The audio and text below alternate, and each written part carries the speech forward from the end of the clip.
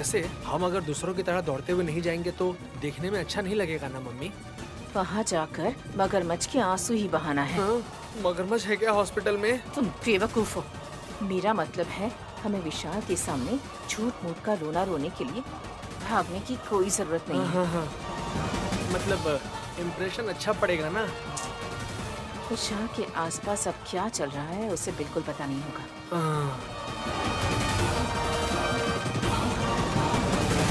Bro, bro, जीजा जी, विक्रांत जी, जीजा जी,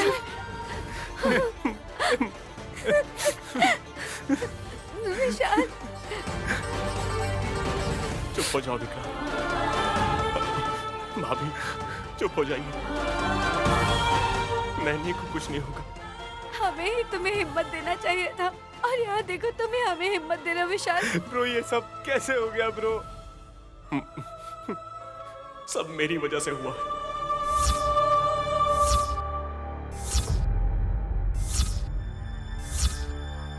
ये क्या कह रहे हैं आप जीजा जी? मेरी दीदी का एक्सीडेंट आपने ही किया है क्या? वो भी देवीपुर में आई थी, मैं भी वहीं पर था। फोन करके मेरे लिए आगे आऊंगी कहा तो मैंने उस गांव के बीच में आने के लिए कहा।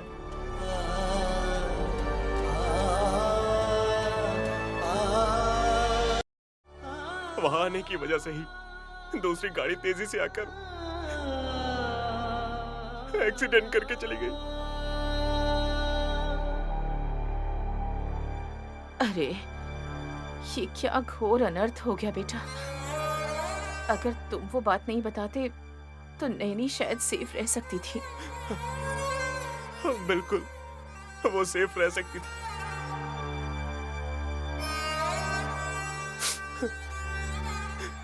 कुछ ही मिनटों में ये सब हो गया माँ। हाँ, उस जादूगरनी विशालाक्षी ने उसी दिन कहा था मम्मी कि नैनी को जो भी खतरा होगा वो सिर्फ विशाल से ही होगा।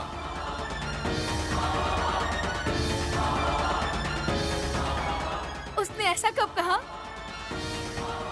आपने उस दिन जो किताब खोली थी उसमें जीजा जी का ही नाम आया था ना दीदी? हाँ, तो फिर ब्रो को भी कैसे पता होगा कि ऐसा कुछ हो जाएगा? नैनी को इस हालत में देखकर मेरे तो आंसू ही नहीं रुक रहे। और ऐसे में तुम्हें कितना दुख हो रहा होगा मैं समझ सकती हूँ बेटा। हाँ, ऐसा नहीं होना चाहिए था बेचारी नैनी के साथ। अरे एक बार उसने मुझसे कहा था कि उसे सांप काट सकता है और एक बार उसने कहा था कि उस पर जहर का प्रयोग हो सकता है मम्मी। लेकिन ये दोनों तो हुआ नहीं, सड़क दुर्घटना हो गई बेचारी।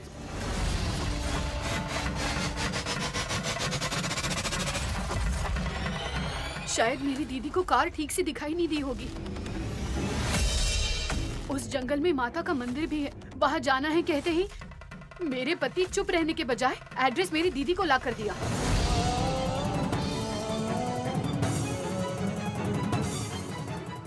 बेचारे विक्रांत पर इल्जाम क्यों लगा रही हो छोटी?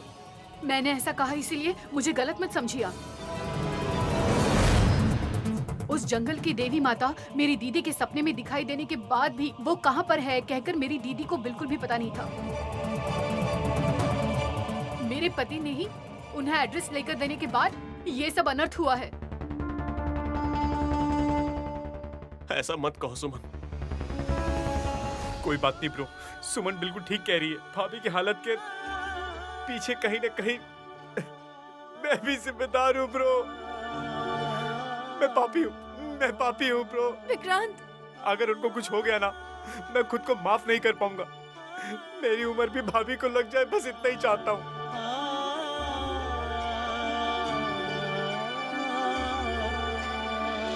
पागलों जैसी बातें मत किया करो। नैनी की कंडीशन कैसी है हमें नहीं पता, हमारे कहने से क्या हो जाएगा।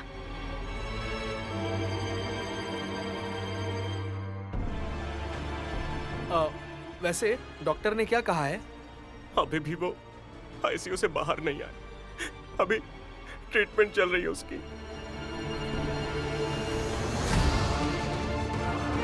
डॉक्टर से बात करने तक हमें पता नहीं चलेगा।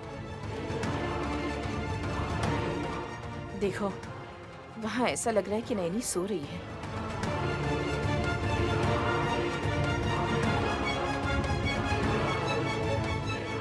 ऐसा लग ही नहीं रहा कि उसका एक्सीडेंट हुआ है। सर पर चोट लगने से बहुत खून बह गया है माँ। मैं भी तो वही कह रही हूँ बेटा। ऐसा लग रहा है जैसे कुछ नहीं हुआ है, लेकिन दुर्घटना हो चुकी है। ये सच में दुर्भाग्य है बेटा।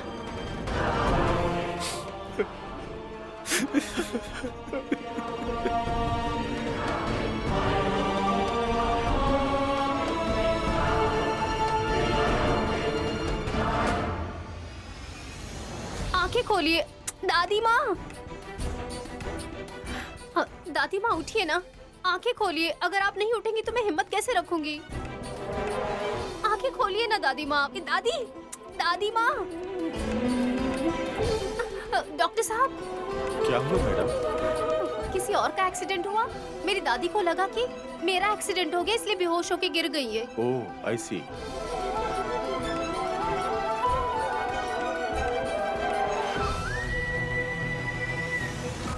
सुनो, पेशेंट को वार्ड में लेके जाओ। रुकिए madam, you wait here. Doctor साहब,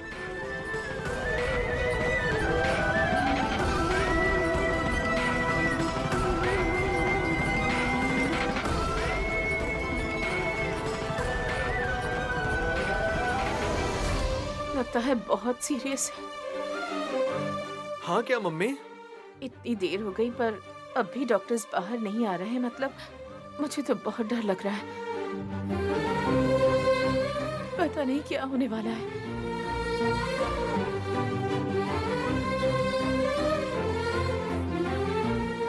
बहन को कुछ नहीं होगा। आप नेगेटिव बातें मत कीजिए। मेरी दीदी की कंडीशन कैसी है ये किसी को नहीं पता है दीदी।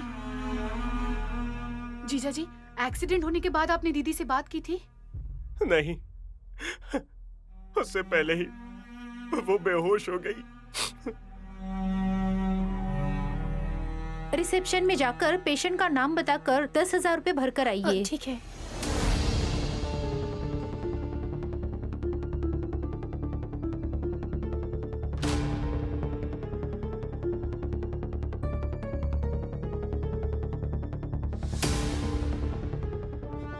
उनको दूसरे हॉस्पिटल में लेकर चले क्या ब्रो?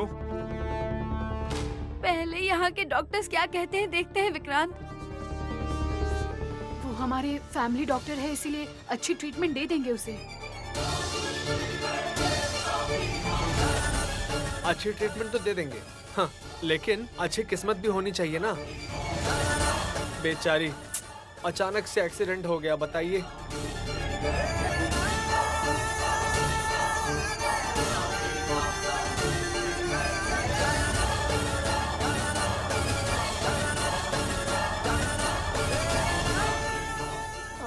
सुनिए, बिल कहाँ पर जमा करना है? उस तरफ जाइए, वहाँ पर ही काउंटर है। ठीक है।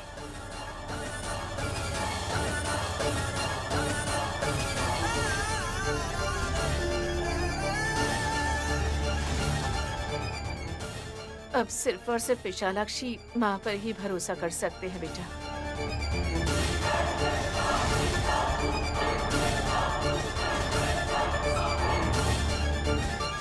यहाँ ना रहकर मम्मी कहाँ जा रही है?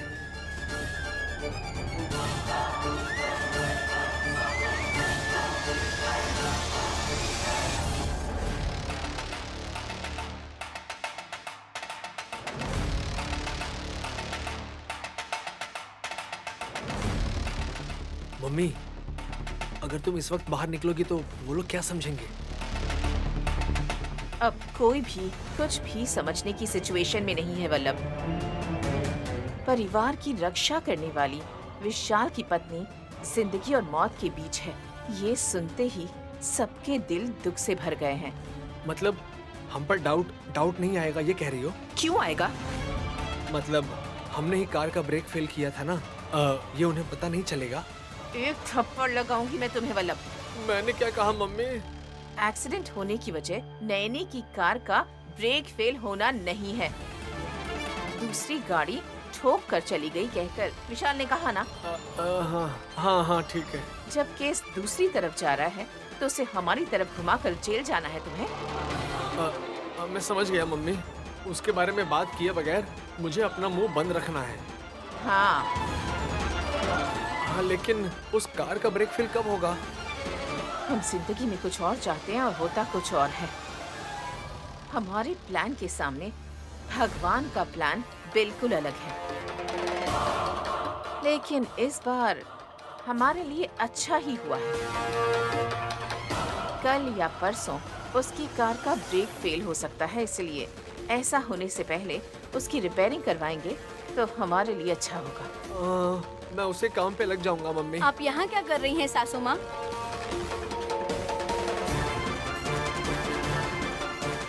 विशाल के दुख को देखकर मेरे तो आंसू ही नहीं रुक रहे हैं हसीन।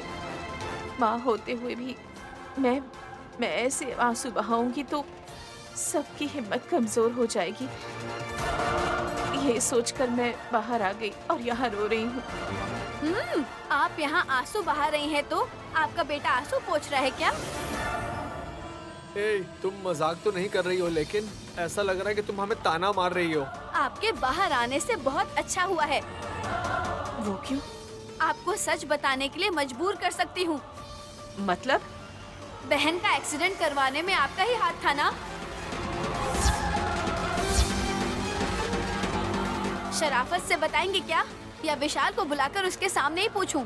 अरे ब्रेक फेल तो नहीं हुआ ना, तो हम पर इल्जाम क्यों लगा रही हो? इडियट, कब क्या बात करनी है पता ही नहीं है इसे। कार का ब्रेक फेल क्यों हो जाएगा? मैं पूछ रही हूँ इसमें आप दोनों का क्या रोल है? मतलब मैं ये कह रहा हूँ कि तुम चुप हो जाओ पागल कहीं के। तुम्हारा दिमाग खराब हो गया है, इसलिए ऐसी बातें कर रहे हो। देखो हासिनी, नैनी पर हमें गुस्सा और जलन हो सकता है, लेकिन इतनी दुश्मनी नहीं है कि उसकी जान ले लेंगे। अगर तुम्हें हम पर शक है तो सवाल मत करो, सीधे जाकर पुलिस में कंप्लेन कर दो। ये क्या मम्मी, तुम ऐसा क्यों कह रही हो? मैं इतने कॉन्फिडेंटली कह रही हूँ, मतलब हासिनी की समझ में आ जाना चाहिए कि इसमें हमारा कोई हाथ नहीं है। आप दोनों मुझे इस तरह की बातें करके बेवकूफ मत बनाइए। आज नहीं तो कल सच क्या है सबको पता चल जाएगा।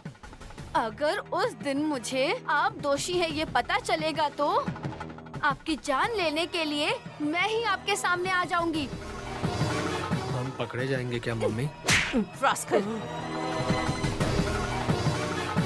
हम कुछ गलत करेंगे तब पकड़े जाएंगे ना, समझता नहीं है तुम्हें? अचानक से हुई इस दुर्घटना के लिए तुम्हारी पत्नी हम लोगों पर शक कर रही है और तुम हो कि इस तरह की फालतू बातें करके हमें और फंसाना चाहते हो। अरे ऐसा नहीं है मम्मी। चले जाओ यहाँ से। आपकी मम्मी को बहन के एक्सीडेंट से कोई लेना देना नहीं है। इन्हें तो सिर्फ नफरत करना आता है और कुछ नहीं। चलिए।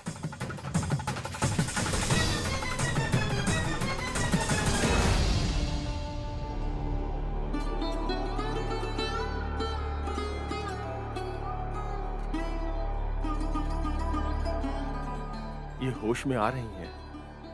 हाँ।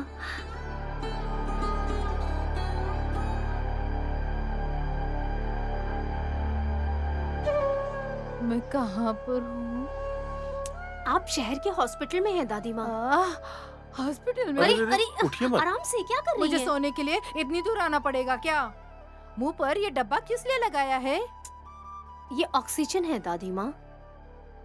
आपको सांस लेने के लिए इसका होना जरूरी है। तुम पागल हो गए हो क्या? जब मैं जिंदा हूँ तो इसे मुंह पर लगाकर क्या करूँ? दादी माँ, डॉक्टर साहब आप गलत मत समझिए। मेरी दादी माँ को कुछ ज्यादा ही गुस्सा आता है। I can understand. वैसे ये कह क्या रहा है? मुझे गालियाँ दे रहा है क्या? नहीं दादी माँ। असल में मुझे यहाँ क्यों लेकर आए हो? हम लेकर नहीं आते तो आप सचमुच मर जाती दादी माँ।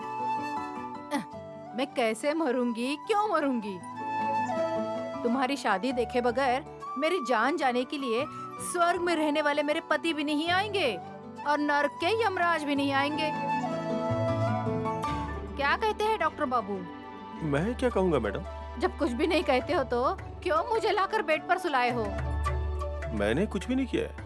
हाँ, इस उम्र में वैसे भी तुम मेरे साथ क्या करोगे? अरे ऐसा नहीं कहते दादी माँ। मेरा एक्सीडेंट हो गया ऐसा कहकर गांव में किसी ने आपसे कह दिया तो आपको दिल का दौरा पड़ने की वजह से आप बेहोश थीं। उसी वक्त शहर में हॉस्पिटल में लाकर दिखाने की वजह से, इन डॉक्टर की वजह से आप अपनी आंखें खोल पाई हैं दादी। इस डॉक्टर ने मेरा हाथ पकड़कर मुझे ठीक किया होगा, लेकिन तुम्हारा हाथ थामने वाले को तुम देखने गई थी कहकर मैं समझ गई। विशाल बाबू को तुमने फिर से एक बार देखा है या नहीं? बाबू नहीं, साहब जी। समझ गई बेटी। एक और इंजेक्शन लेंगी तो 1 घंटे के बाद आप डिस्चार्ज हो सकती है। हाँ? इंजेक्शन भी दोगे भैया? मैंने कौन सा पाप किया है कहकर मुझे चुभाओगे? जरूरी है मैडम। जरूरी है क्या? ऐसा मत कहो। इन 60 सालों में मैंने हॉस्पिटल में कदम भी नहीं रखा। मेरी पोती का एक्सीडेंट हुआ है ऐसा कहकर बताने वाले हमारे गांव वाले को सुई से नहीं सब्बल चुभाना चाहिए। अरे बेटी, डॉक्टर ने कितने पैसे लिए हैं? सिर्फ 10,000 दिए हैं। हाँ?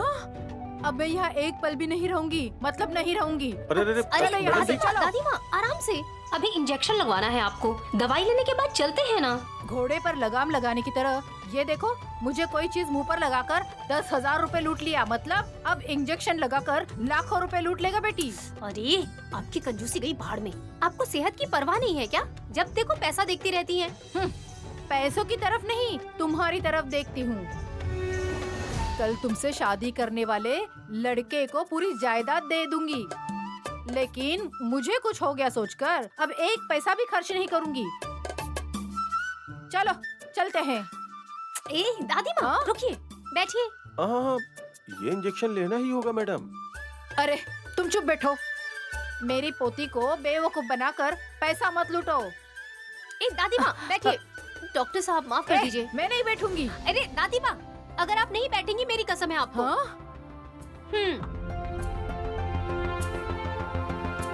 सिस्टर, बोलिए। वो पेशेंट नैनी, उनकी तबीयत कैसी है? आप कौन है? आप उनकी क्या लगती हैं? वो मेरी बहन है, मैं उनकी सगी बहन हूँ। वैसे तो वो करोड़पति है, मैं बहुत गरीब हूँ। ये सब आप मुझे क्यों बता रही हैं मैडम? वो सब छोड़िए, आप बताइए ना, मेरे दीदी के बचने की क्या गारंटी है? सॉरी मैडम, मैं कुछ भी नहीं बता सकती।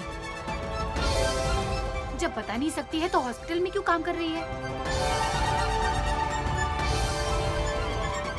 आप कब आए यहाँ? हम लोग यहाँ गांव में या ऑफिस में नहीं आए हैं, ये हॉस्पिटल है।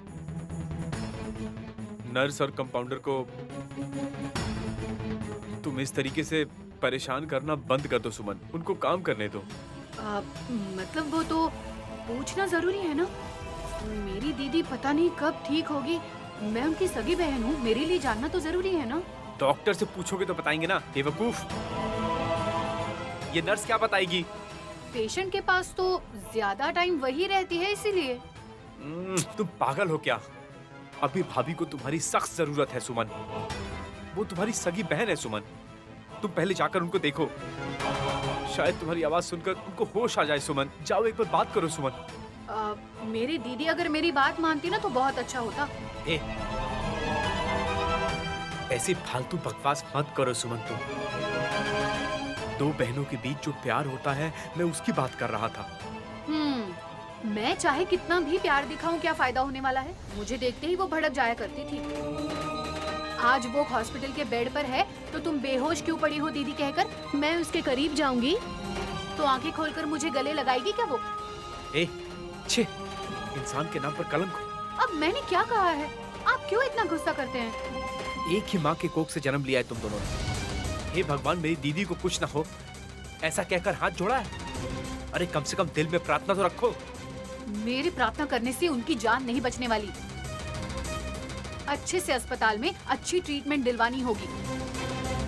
यहाँ ट्रीटमेंट तो अच्छी है, लेकिन सुना है कि बहुत ज्यादा पैसे लेते हैं। बेवजह लाखों रुपए का नुकसान न करते हुए आप भगवान पर भरोसा करके बैठे रहिए। तुम्हारी सलाह किसी को नहीं चाहिए। तो आप क्यों मुझे सलाह देते रहते हैं? ऐसी रहो वैसी रहो ऐसा बोलते हैं? मेरी बातों से आपका दिल जिस तरह जलता है उसी तरह मेरा दिल भी जलने के साथ साथ दर्द करने लगता है। अभी तक भाभी के पास नहीं गया मैं, और यहाँ खड़ा होकर तुम्हारी बकवास सुन रहा हूँ मैं सुमन। मैं ही पागल हूँ शायद।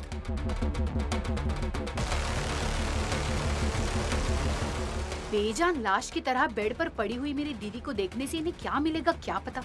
पागल हो गए हैं।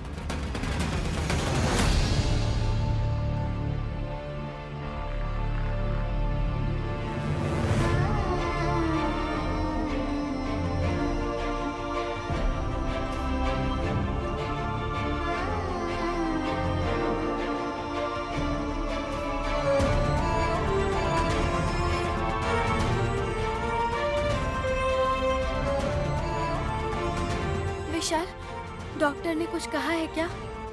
नहीं भाभी, वो आईसीयू से अभी तक बाहर नहीं आए हैं।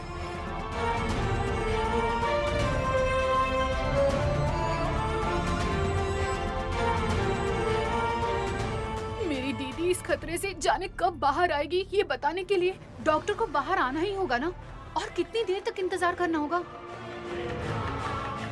डॉक्टर अपना काम कर रहे हैं, हमें इंतजार करना चाहिए। वो जल्दी ही ठीक हो जाएंगी।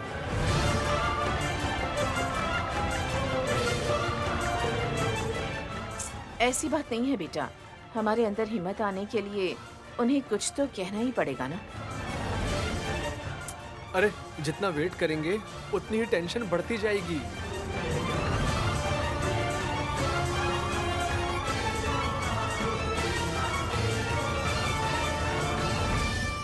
अब्बा, उसके हाथ टूट जाए, पता नहीं कैसा इंजेक्शन दिया, मुझे तो दर्द हो रहा है। उस इंजेक्शन के लेने की वजह से आपका दिल तरोताजा रहेगा। वो चाहे कोई भी हो, उसकी बातों पर विश्वास मत करना। अगर विशाल बाबू ने विशाल बाबू नहीं, साहब जी कहना चाहिए उन्हें। हाँ, अब अब्बा ठीक है बेटी, उस बाबूजी के साथ वैसे तुम्हारी शादी हो गई समझो। मुझे बहुत खुशी होगी। हार्ट अटैक होकर मैं चली जाऊंगी तो भी तुम उसके साथ पूरी जिंदगी खुशी खुशी रहोगी कहकर मैं आराम से स्वर्ग में टाइम पास करने वाले तुम्हारे दादाजी के पास चली जाऊंगी। हाँ, आपकी टेंशन से तंग आकर ही दादाजी आपसे पहले चले गए हैं। ऊपर स्वर्ग में भी उन्हें सुकून से नहीं रहने दोगी क्या?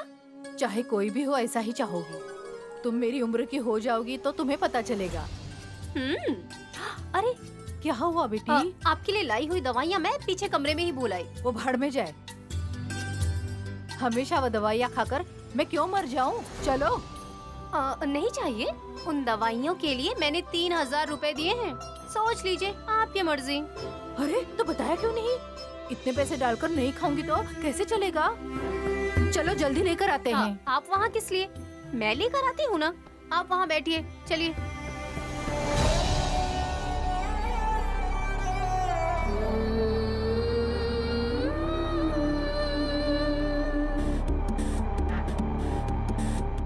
यहाँ पर बैठिए।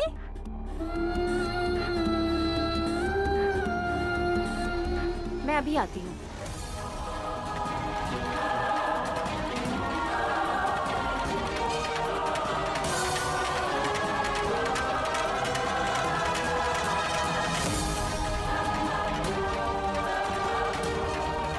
विशाल, डॉक्टर आ गई। डॉक्टर, अभी नैनी कैसी है? कंडीशन तो बहुत ही क्रिटिकल है। 48 घंटे बीतने तक हम कुछ भी नहीं बता सकते।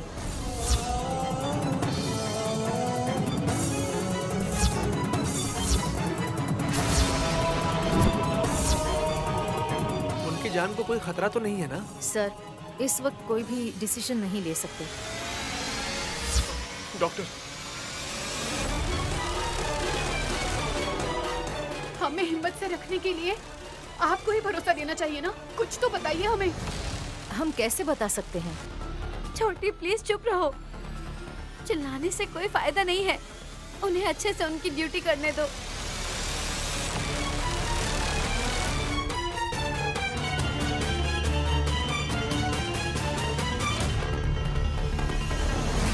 अरे सुनो बेटा, यहाँ आओ। बोलिए। क्या है वहाँ झगड़ा? झगड़ा कुछ नहीं है, उनकी दीदी का एक्सीडेंट हुआ है, वो आईसीयू में है। अरे बेचारी, वो जिंदा है क्या? कुछ बता नहीं सकते। हे भगवान, शादी हुई या नहीं? हुई है, गले में मंगलसूत्र, पैरों में बिछिया भी है। उसके बच्चे कितने हैं? उसके बारे में पता नहीं। हाँ? अरे तेरी, पता लगा कर बताओ कहने के लिए इन शहर वालों के पास लगता है बिल्कुल भी समय नहीं है। डॉक्टर, चाहे कितना भी पैसा लग जाए मैं दूंगा। ऐसा बिल्कुल मत कहिए। तुम थोड़ी देर चुप रहोगी क्या? Excuse me, 1 minute. हेलो, हाँ कहिए। मैं हॉस्पिटल में हूँ। मेरे भाई के पत्नी की एक्सीडेंट हो गई है, इसलिए मैं हॉस्पिटल आया हूँ। हाँ हाँ, कंडीशन तो क्रिटिकल है। डॉक्टर साहब, मेरी बहन बचेगी कहकर एक बार भरोसा देंगे तो काफी है। मैं आपके पैर पड़ती अरे हूँ। भाभी, अरे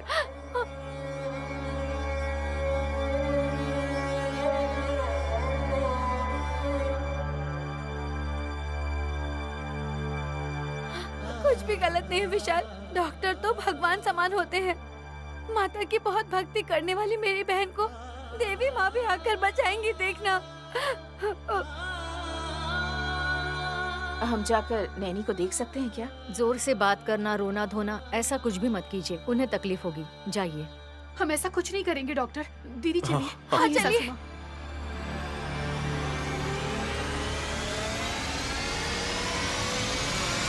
डॉक्टर, आप सच बताइए। मैं आपकी फैमिली डॉक्टर हूँ, इसलिए अर्जेंटली उनकी कंडीशन के बारे में सच बताने की मैं हिम्मत नहीं कर पाई विक्रांत। मेरी भाभी को जान से भी ज्यादा प्यार करते हैं मेरे विशाल ब्रो। उनके बिना जी नहीं पाएंगे। उनको बचा लीजिए डॉक्टर, प्लीज उनको बचा लीजिए। मैं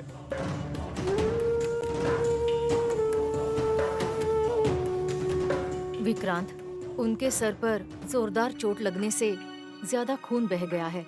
ब्लड क्लॉट होकर वो कोमा में चली गई हैं। व्हाट? हाँ विक्रांत, अब वो फिर से कब होश में आ सकती हैं, ये हम भी नहीं बता सकते। 1 महीना लग सकता है, 2-3 महीने भी लग सकते हैं, उससे ज्यादा भी समय लग सकता है। उसकी भी हम गारंटी नहीं दे सकते। Depends upon luck.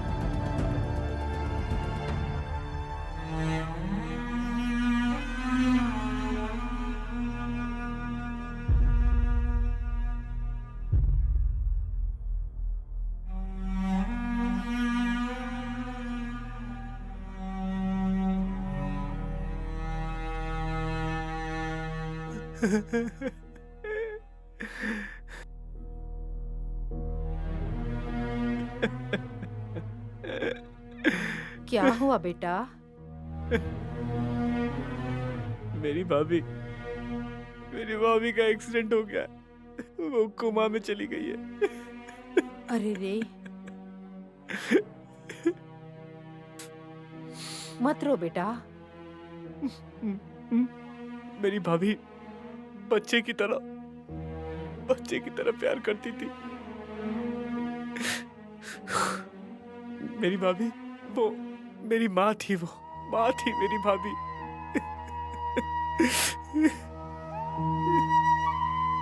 चुप हो जाओ बेटी, सब कुछ भगवान की इच्छा है। देवी जैसी तुम्हारी भाभी जल्दी से ठीक हो जाएगी। हिम्मत से रहो। अरे वो एक बहुत लंबी कहानी है यार। जब मैं फ्री रहूंगा ना तब तुम्हें बताऊंगा, ठीक है?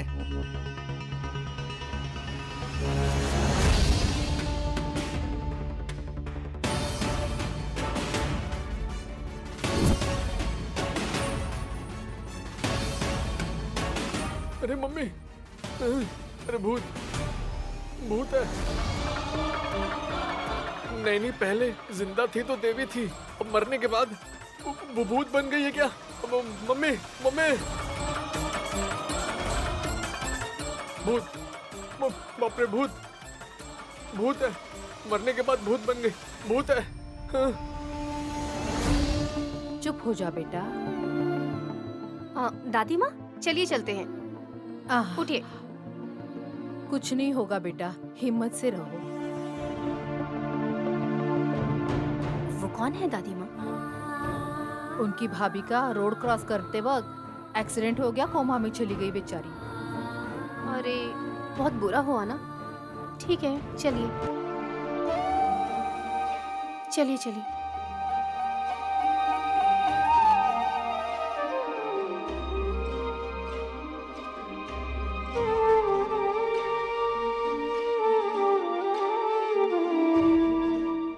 बहन को मैं इस हालत में देखूंगी, ये मैंने सपने में भी नहीं सोचा था।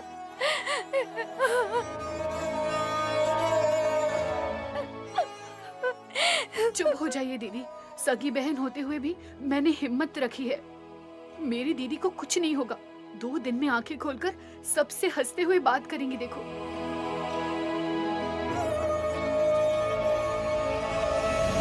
Mummy mummy mummy. अरे चिल्लाओ मत, हम आईसीयू में हैं।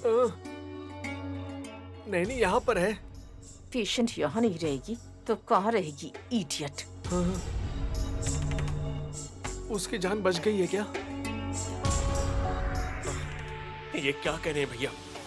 नैनी को कुछ नहीं होगा। नैनी के मरने के बाद वो आत्मा बनकर घूम रही है क्या?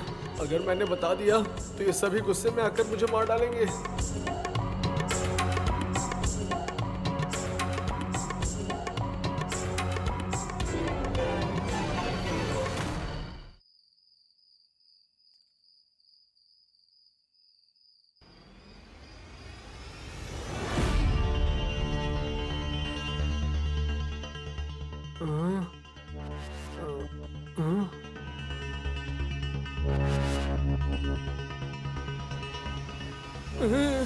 भूत भूत भूत भूत भूत भूत भूत भूत भूत भूत। अरे मैं हूँ। भूतनी भी अपना परिचय देती है क्या?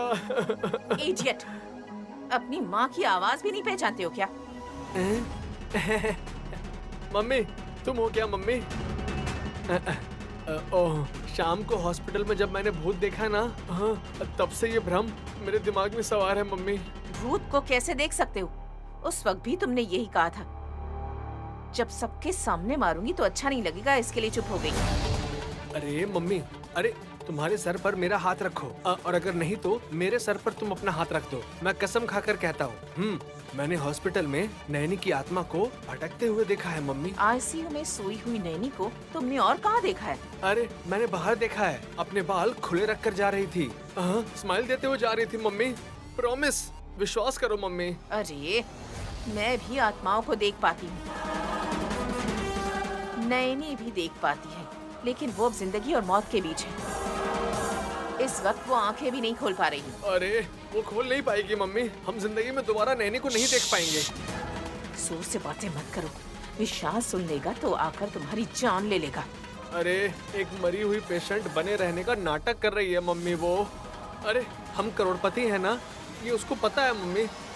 अरे वो हमारी फैमिली डॉक्टर है, वो ऐसा नहीं करेगी। मैं शर्त लगाता हूँ मम्मी, हाँ, मेरी आंखें मुझे कभी धोखा नहीं दे सकती। अरे आत्मा को जाते हुए देखकर मैं डर कर तुम्हारे पास भाग के आ गया था मम्मी। तुम भ्रमित हो गए हो। नैनी की जान जाएगी तो विशाल को बताने की जरूरत नहीं होगी, ऑटोमेटिकली उसके दिल की धड़कन रुक जाएगी। इतना ज्यादा प्रेम है उन दोनों में। अरे इतने गहरे प्रेमी कैसे हो सकते हैं? प्रेम नहीं है। वो तुम्हारी तरह नहीं है।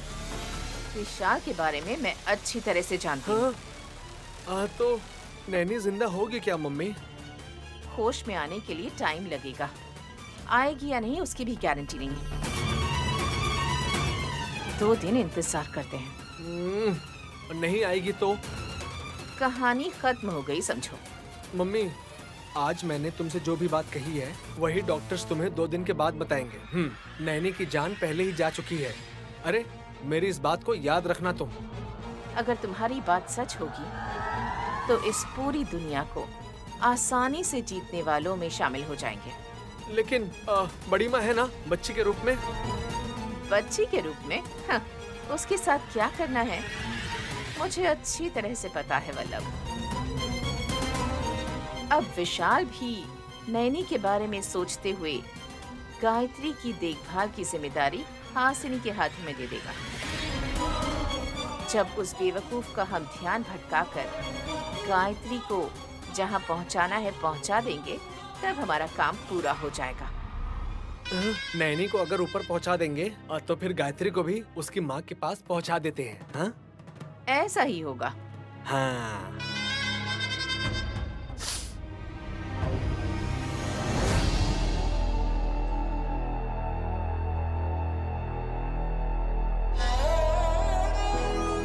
विक्रांत जी,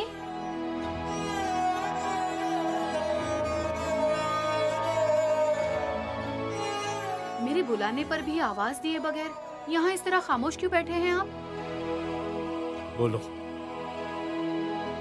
मैंने मेरे मन को पत्थर बना लिया इसीलिए आप मुझसे नाराज हैं क्या? यहाँ किस लिए आई हो वो बताओ। मेरे मोबाइल में ठीक से नेटवर्क नहीं आ रहा है।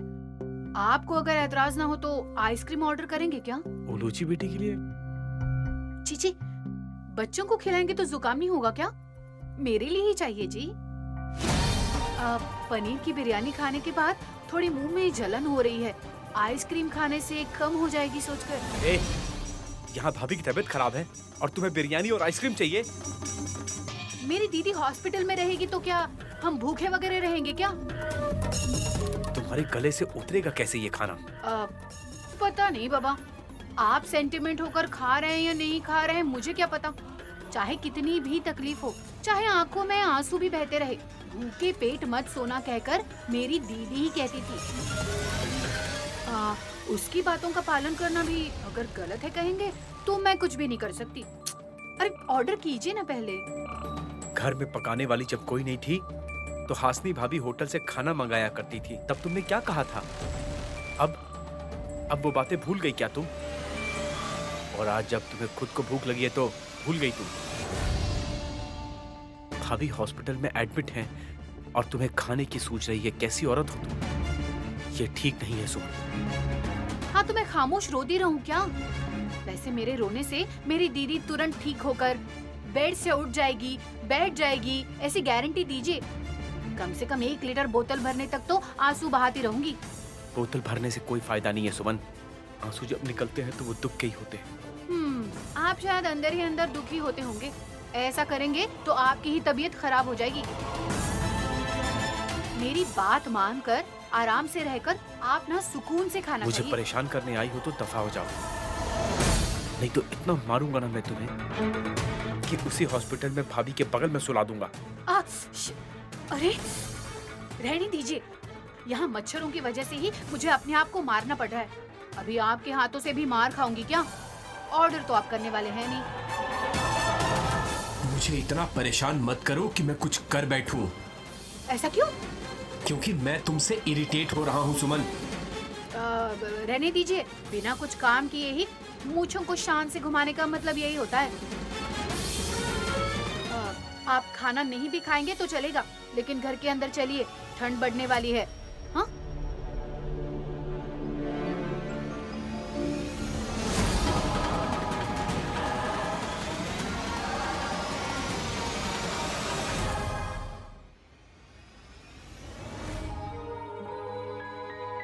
अब्बा इतनी जोर से मत दबा, दर्द हो रहा है।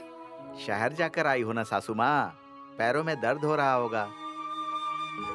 इतनी जोर से दबाएंगे तो मेरी माँ की जान चली जाएगी जी। मैं क्या इनका गला दबा रहा हूँ? दबाएगा तो भी कोई बात नहीं, मेरी संपत्ति मत दबोच लेना, काफी है। फूफा जी सिर्फ चिल्ला रहे होंगे, जायदाद हड़पने की जैसे क्यों बोल रही हो? दवाइयाँ लीजिए। किस लिए? दिल के लिए। मुझे कुछ नहीं हुआ है। उस डॉक्टर की बातें सुनकर मुझे दवाई देकर ही मार डालोगे क्या? नेत्री का विवाह देखना चाहती हो कि नहीं माँ? इसका विवाह मैं ही करवाऊंगी। तो फिर दवाई लेनी नहीं है। जो रिश्ता आया है आपके मरने के बाद वापस चला जाएगा शायद। ऐसा है तो मर कर भी नहीं मारूंगी। और 4 दवाइयाँ है तो वो भी दो, मुंह में डाल लेती हूँ। तब तो आपको शमशान में ही ले जाना पड़ेगा शायद। वो क्यों? वो पीने की दवा है, ऐसा सोच रही हो क्या सासू माँ? पता है मुझे शराबी कहीं का। माँ डांटो मत। हाथ नहीं उठाया, खुशी मनाओ। दामाद पे सासू माँ ने हाथ उठाया, ये पाप मैं क्यों करूंगी? ठीक है, लेकिन आपकी तबीयत ठीक हो जाए इसलिए माता रानी के मंदिर में प्रसाद ले जाकर मैं चढ़ाऊंगी और जाकर पूजा करके आऊंगी। वो जंगल तुम्हारा ससुराल है, जैसे इतने बार क्यों जा रही हो? जाने के लिए ही तो है। ए, तू जा यहाँ से। वैकुंठ, तुम्हारी माँ मुझे जाने के लिए बोल रही है, चलो।